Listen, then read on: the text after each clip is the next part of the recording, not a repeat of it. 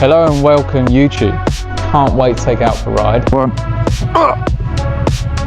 Oh no. I need to focus more. Loud pipes save lives and all that.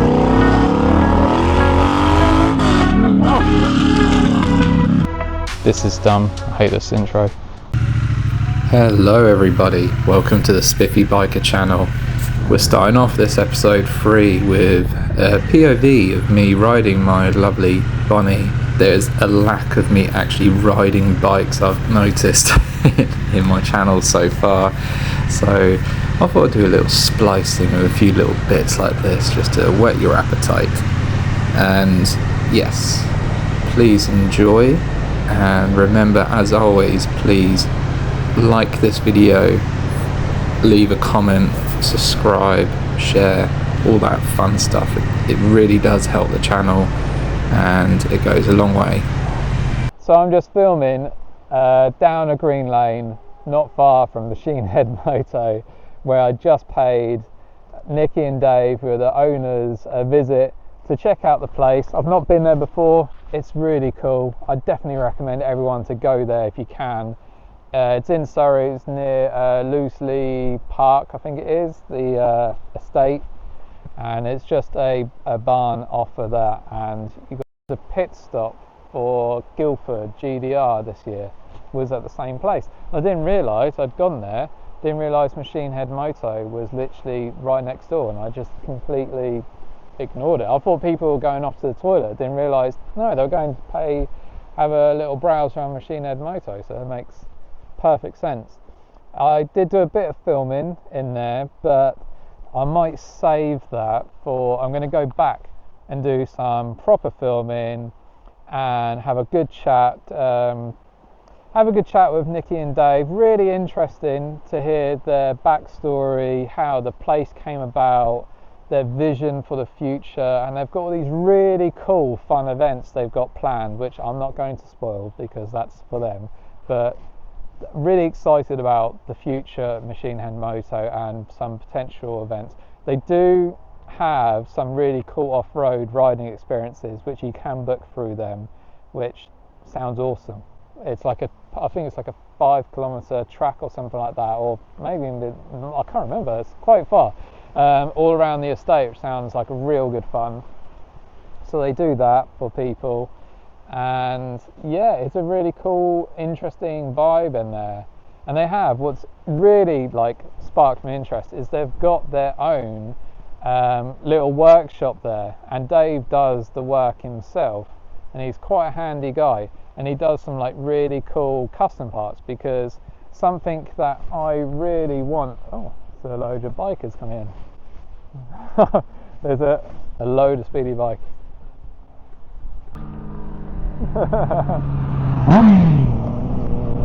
Hello.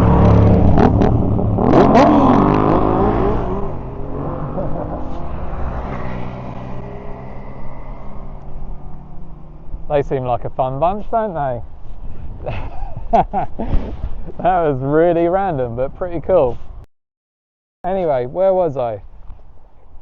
So yes, I've got some nice plans for my wonderful Bonnie here. I'm going to try and fix that. Yeah, my wonderful Bonnie.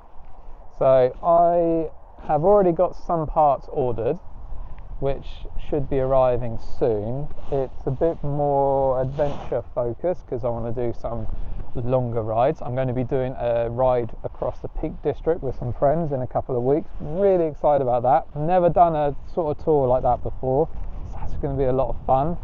Oh my gosh, my hair. Crazy hair with this crazy wind.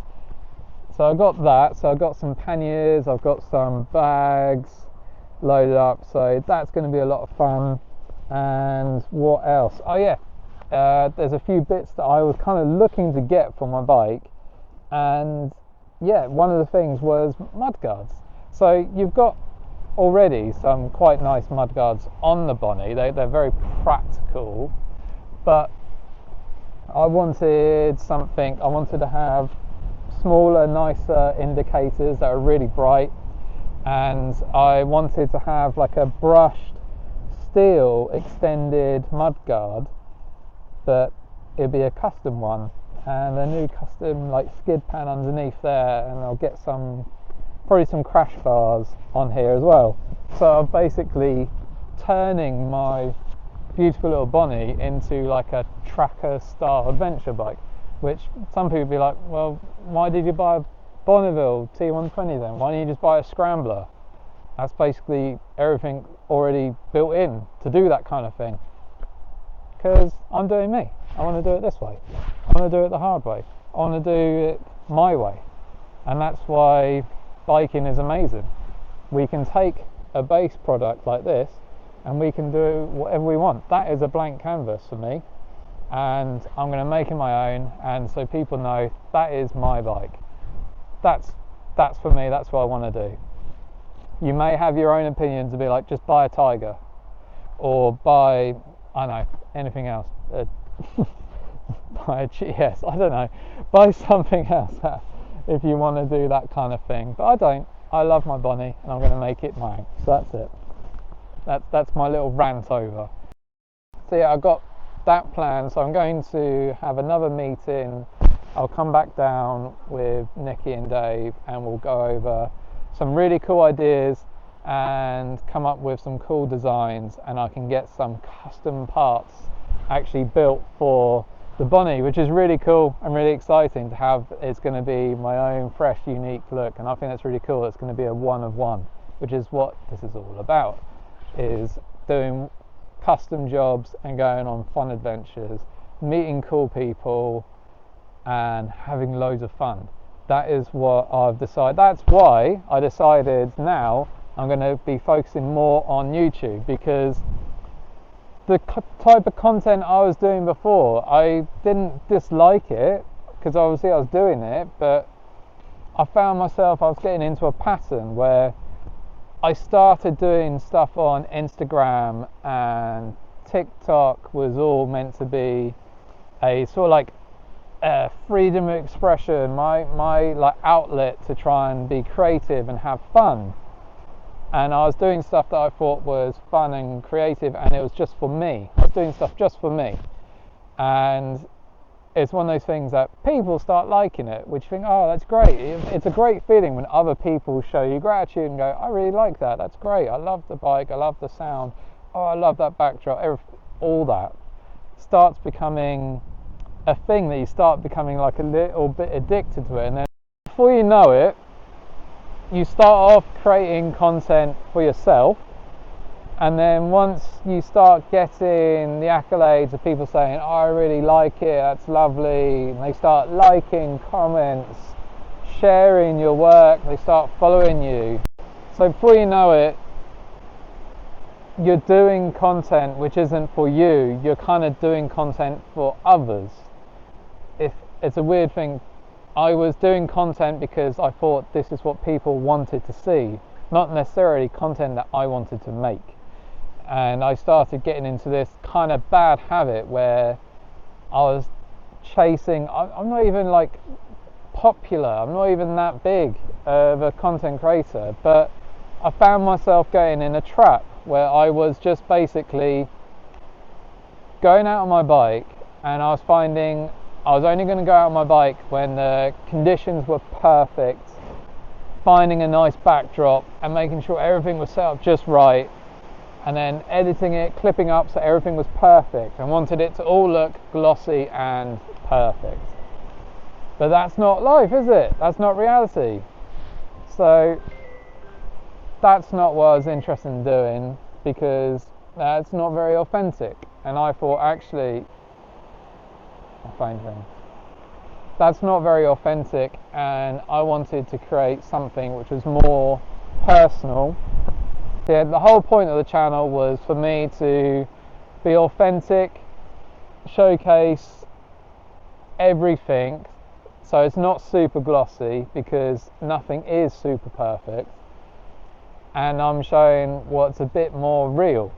I want to be more real. I don't want to be someone who's just showing perfect scenarios, perfect backdrop on a perfect bike, and everyone thinks, oh, I wish I was that person doing that thing right now. It's great every now and then, but I was doing it over and over and over again, and it just got a bit boring. So now I'm all about taking this to a new place, filming in what I thought were a bit more interesting places, and I've like chosen. Well, I thought, isn't this a lovely backdrop? And yeah, it is, but I didn't expect it to be quite so windy and kind of ruin everything a little bit. Decided to film on a super windy day because that is a really clever thing to do, isn't it? So yet again, I might have audio issues yet again for like third episode in a row. What car is that? Very distracted. There was a car racing past. It was an M3. I heard a straight 6. I was like, what was that? That's quite nice. I appreciate that. Sorry, I get really distracted quite easily. I think one thing I've noticed since I started this, that I think I am some geese flying. Where do they go? Geese. Where do they go? Car. One thing I know is I get quite easily distracted, and think that I'm probably a bit on the spectrum there, and I've just got on with life and not ever dealt with it, and I just kind of realised, just thought that's just me being a bit weird, but I think I definitely probably am a little bit, and actually that makes a lot of sense, I think. So that's nice. Character building. That's why I'm doing this, character building. It's more of a character building exercise on myself. Learning about myself, isn't that great? That's what we should all aspire to do, is learn a bit about ourselves and improve.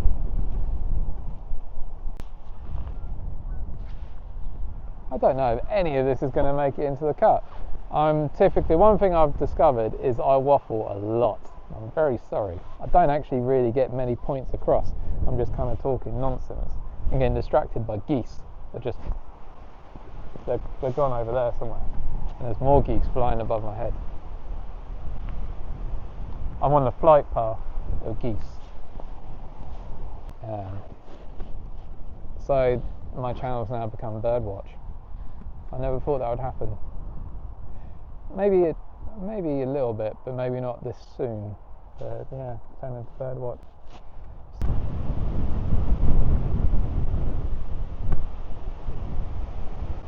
I promise this channel will feature more actual riding and cool bike stuff eventually.